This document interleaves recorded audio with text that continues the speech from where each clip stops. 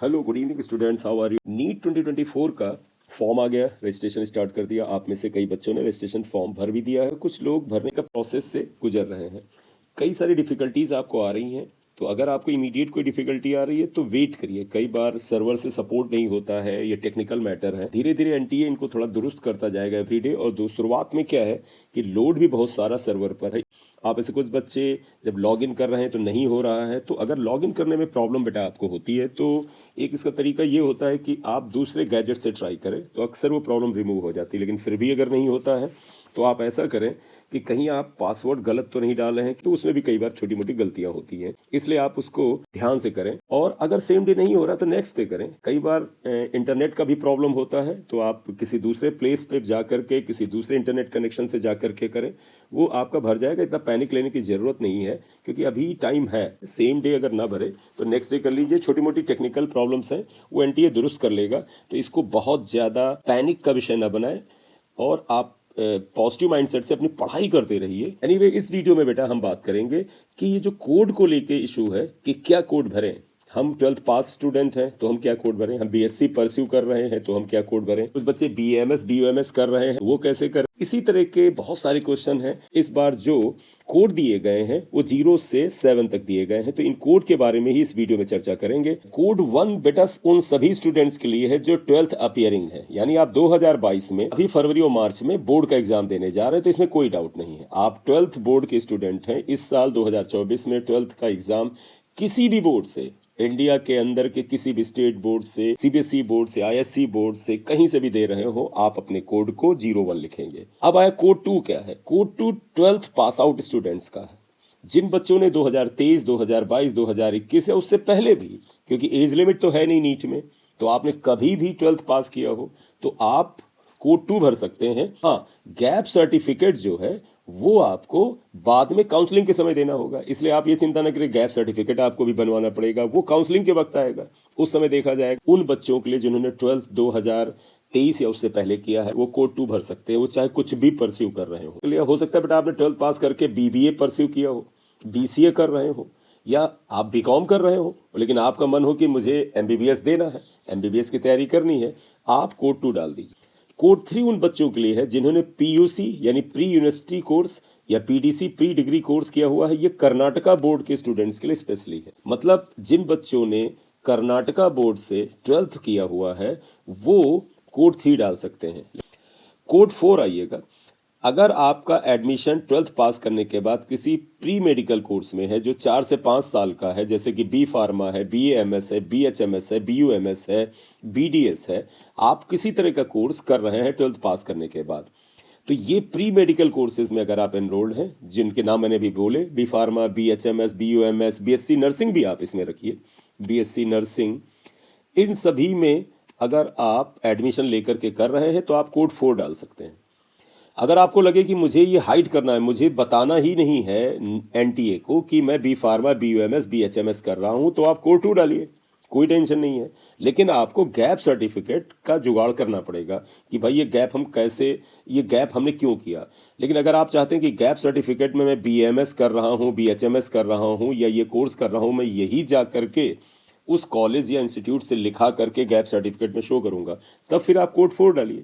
तो मतलब हुआ आपने 12वां पास कर लिया था, आप बीएचएमएस, बीयूएमएस, बी फार्मा या प्री मेडिकल का कोई भी 4 से 5 साल का कोर्स कर रहे हैं, आप उसका ही गैप सर्टिफिकेट काउंसलिंग के दौरान शो करेंगे, तो आप कोड 4 डालिए। लेकिन अगर आप छिपाना चाहते हैं कि B pharma, BMS, BHMS, BUMS मुझे नहीं बताना है एनटीए को, तो आप कोड 2 डालिए। कोड 2 यूनिवर्सल कोड है एक तरह से। आप 12 पास आउट हैं और आप कुछ भी कर रहे हो, कोड 2 डाल दीजिए।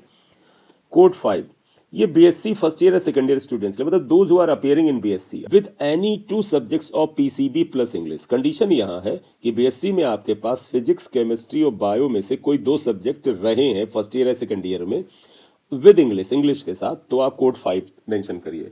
तो मतलब आपने 12th पास किया था, बीएससी में एडमिशन ले चुके थे, और बीएससी में फिजिक्स, केमिस्ट्री, बायोलॉजी में से कोई 2 सब्जेक्ट के पास रहे हैं और इंग्लिश रहा है, तो आप कोड 5 दीजिए। कोड 6 से बीएससी पास स्टूडेंट, लेकिन कैसे पास, विद पीसीबी यानी फिजिक्स, केमिस्ट्री, बायोलॉजी में से कोई 2 सब्जेक्ट आपके पास हो और इंग्लिश हो, तो आप कोड 6 लिखेंगे। आपने बीएससी पास कर लिया है, बीएससी थर्ड ईयर तक कर लिया है, आपके पास फिजिक्स केमिस्ट्री बायो में से कोई 2 सब्जेक्ट थे विद इंग्लिश, आप कोड 6 डालिए। इवन आप एमएससी कर रहे हैं, आप MSc first year second year में है, तो निश्चित रूप से आप बीएससी पास आउट माने जाएंगे, तो भी आप कोड 6 डालिए। और कोड 7 जो है ये एनआरआई कैंडिडेट्स के लिए है, तो इसमें जो बच्चे एनआरआई कैंडिडेट हैं वो इसको कोड 7 डालेंगे। बड़ा क्लियर है, जो नॉन रेजिडेंशियल इंडियन है वो कोड 7 डाल देंगे। तो मैं इसको थोड़ा सा ब्रीफली बता दूं, तो किसी को लगता है कि मैं कोई बीएससी, बीकॉम, बीए, या आप कह सकते हैं BSc, BA, BCom, BBA, BCA, BHMS, BUMS कुछ भी कर रहा हूं और मैंने 12th जो है 2023 है उससे पहले पास किया था, लेकिन मैं शो नहीं करना चाहता हूं, डिस्क्लोज नहीं करना चाहता हूं, तो वो कोड 2 आप भर दीजिए। कोड 2 सभी पास आउट बच्चों के लिए एप्लीकेबल है, बस गैप सर्टिफिकेट आपको बनवाना होगा काउंसलिंग के समय तक।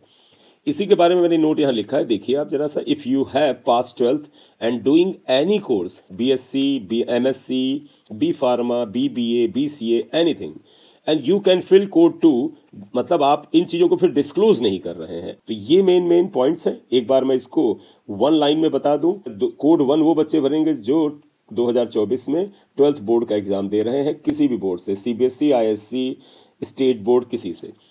कोड 2 वो बच्चे लिखेंगे जिन्होंने 12th पास कर लिया है और उन्होंने किसी भी तरह का कोर्स ऑप्ट किया हुआ है, वो हो सकता है 12th पास करने के बाद बीबीए, बीसीए कुछ भी कर रहे हो, तो आप कोड 2 लिखिए। लेकिन अगर आप कर्नाटका बोर्ड के स्टूडेंट्स हैं, आपने कर्नाटका बोर्ड से पीयूसी या पीडीसी का कोर्स किया हुआ है, यानी प्री यूनिवर्सिटी और पीडीसी कोर्स, तो आप कोड 3 डालेंगे। कोड 4 जो है ये उन बच्चों के लिए है जिन्होंने 12th करने के बाद, यानी 2023 या उससे पहले 12th किया और वो प्री मेडिकल का कोई course, BSc nursing, BDS, MBBS, BHMS कर रहे हैं, तो आप कोड 4 डाल दीजिए। कोड 5 में अगर आप बीएससी अपीयरिंग है, BSc first year second year में है, तो आप कोड 5 डाल दीजिए। और बीएससी आपने पास कर रखा है, कोड 6 डालिए। और अगर आप एमएससी में भी हैं, कोड 6 डालिए। और एनआरआई कैंडिडेट हैं तो आप कोड 7 डालेंगे। ये यहाँ पर आ गया। अब वो जो नोटिफिकेशन आया है बेटा आपका नीट का, उसमें थोड़ा सा उन बच्चों को थोड़ा सा एक डाउट लगता है कि जिन्होंने 12th जो था वो प्राइवेट बोर्ड से किया था, प्राइवेट किया हुआ है, या नेशनल ओपन स्कूल, यानी जो ओपन स्कूल होते हैं उनसे आपने 12th कर रखा है, तो क्या वो एलिजिबल होंगे। नोटिफिकेशन इस समय मैं आपके सामने ला नहीं रहा हूं, लेकिन नोटिफिकेशन बड़ा क्लियर लिखा हुआ है कि पहले ये बच्चे नीट में अपीयर नहीं हो सकते थे, लेकिन आपको ध्यान होगा कुछ महीने पहले ये नोटिफिकेशन आया था कि वो बच्चे जिन्होंने प्राइवेट से भी 12th किया है, नेशनल ओपन स्कूल से भी किया है, लेकिन उनके पास physics, chemistry, bio with English किसी भी फॉर्म में मौजूद है सब्जेक्ट, मतलब हो सकता है आपके पास फिजिक्स, केमिस्ट्री, बायो के साथ मैथ्स भी हो, लेकिन आपके पास फिजिक्स, केमिस्ट्री और बायोलॉजी जो कंपलसरी सब्जेक्ट के फॉर्म में हो, या फिजिक्स, केमिस्ट्री, मैथ्स कंपलसरी हो, प्लस बायो या बायोटेक जो है वो आपके साथ अगर ऑप्शनल सब्जेक्ट के फॉर्म में भी था, प्राइवेट से 12th का है या नेशनल ओपन स्कूल से किया है, तो आप अप्लाई कर सकते हैं। लेकिन इसमें कोर्ट केस पड़ा हुआ है, कोर्ट में अभी लोगों ने इसके ऊपर केस लगाया हुआ है, तो अगर कोर्ट का निर्णय कुछ इसके अगेंस्ट आ गया तो आपको मेंटली उसके लिए प्रिपेयर होना चाहिए। इस वीडियो में बेटा यही बातचीत करनी थी। अगर आपके पास और कोई क्वेरी है तो आप मैसेज करके पूछ सकते हैं मुझसे। और इसके अलावा मेरा व्हाट्सएप नंबर है 6398481016। इट्स व्हाट्सएप नंबर पर व्हाट्सएप करके भी आप अपनी क्वेरी पूछ सकते हैं।